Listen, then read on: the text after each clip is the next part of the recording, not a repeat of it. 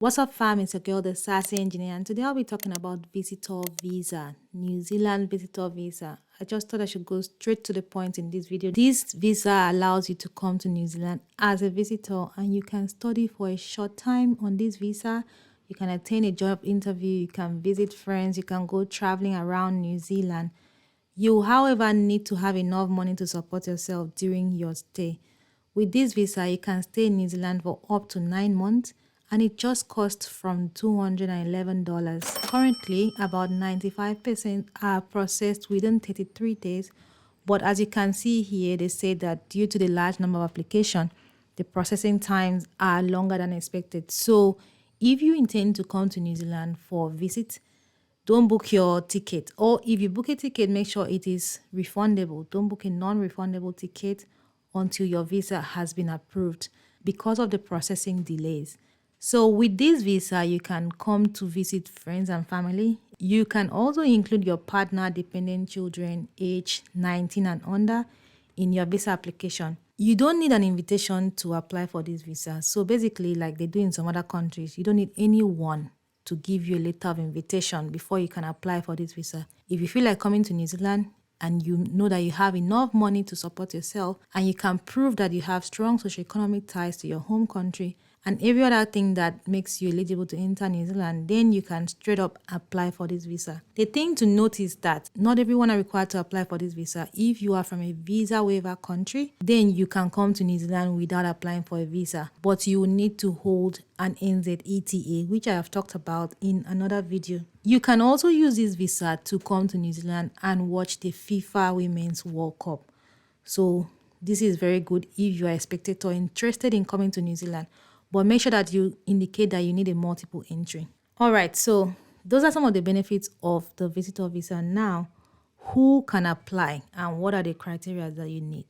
So these are some things for the minimum eligibility criteria for people wanting to apply for a visitor visa to New Zealand. You have to prove your identity, which is a standard minimum, be of good health, and be of good character. You don't need to provide any of these, especially if you are coming for a short stay. But they may need it. That's why they put it here.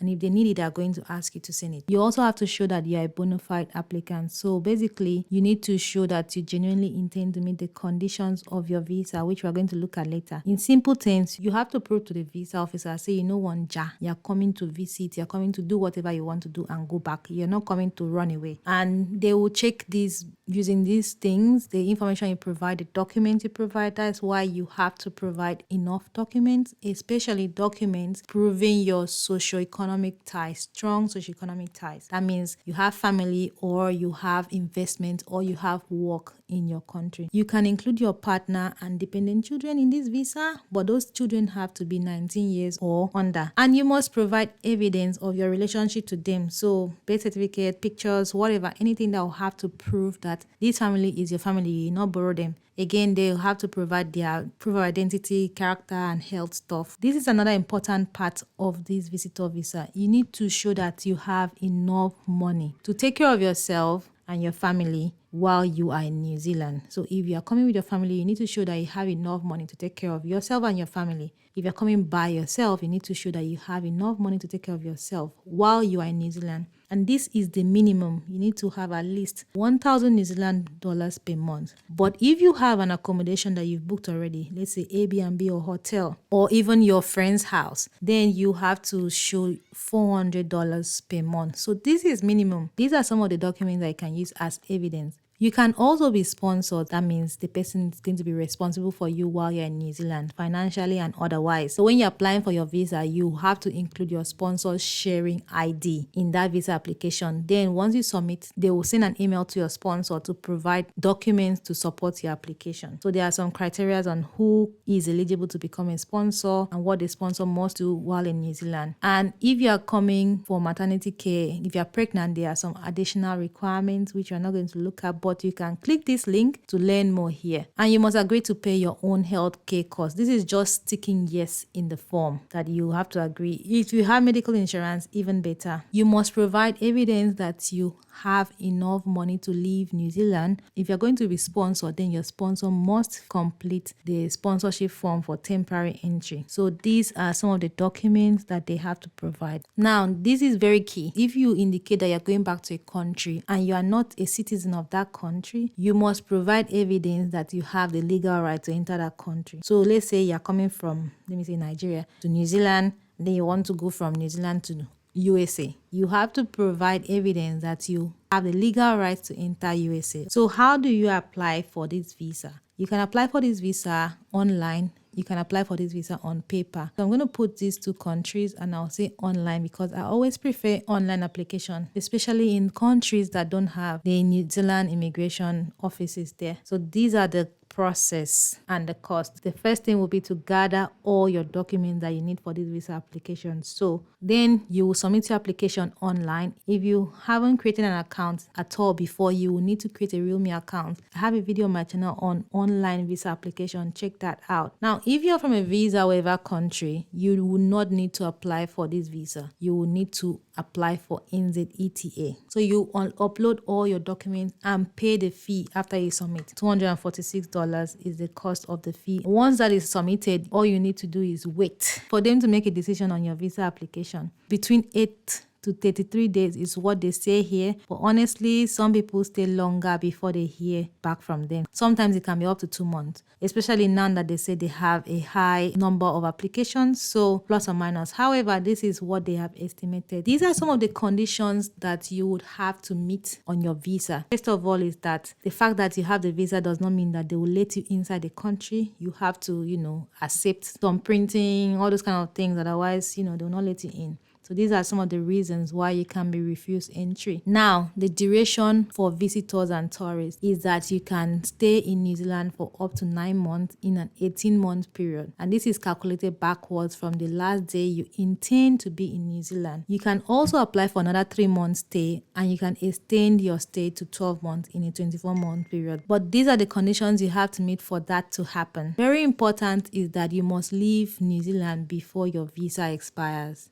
If you are successful, you'll be given an e-visa or you'll be given a visa label, and this will contain details of your visa aspirations and whatever conditions that you need to meet while in New Zealand.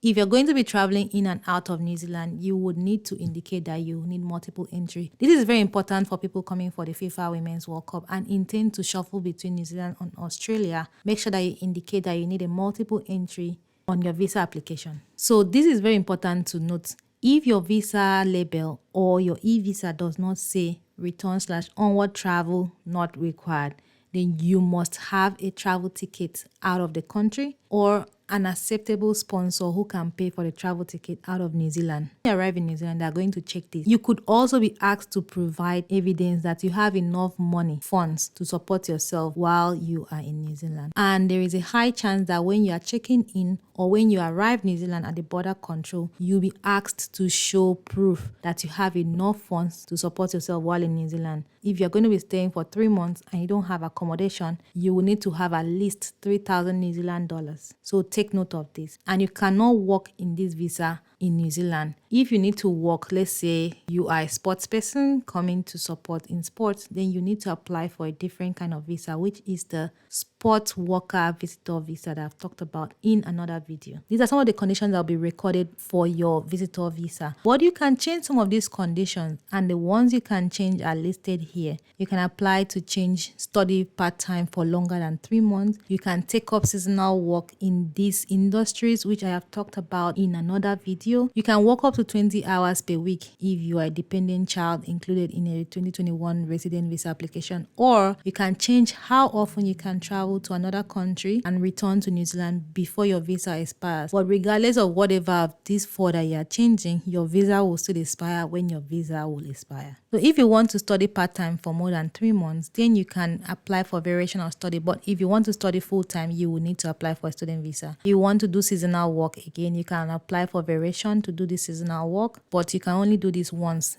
on each visit. If you want to work up to 20 hours, you can apply for this. You must meet these 3 conditions for this to work. And if you want to travel to another country or return to New Zealand, you can apply for variation of studies, but you need to explain why you need this. So guys, that's all about the visitor visa to New Zealand. Again, I'll have to reinforce that you don't need invitation to apply for this visa. If you want to come to New Zealand to visit friends, family, or just simply do adventure stuff, tourism, or even as a spectator of a sporting event, you can apply. Just make sure that you provide enough evidence to show that you meet all these criteria, because this is a temporary visa. If you are denied, you cannot appeal. So try as much as possible to provide enough evidence so that it is successful. Something else I'd like to add as a tip is it's always good to include a cover letter explaining these things again, especially where you think needs more explanation. I hope this video helps you. Please give this video a thumbs up, and if you haven't yet subscribed, click the subscribe button. Thanks for watching, and I'll see you in the next one. Bye.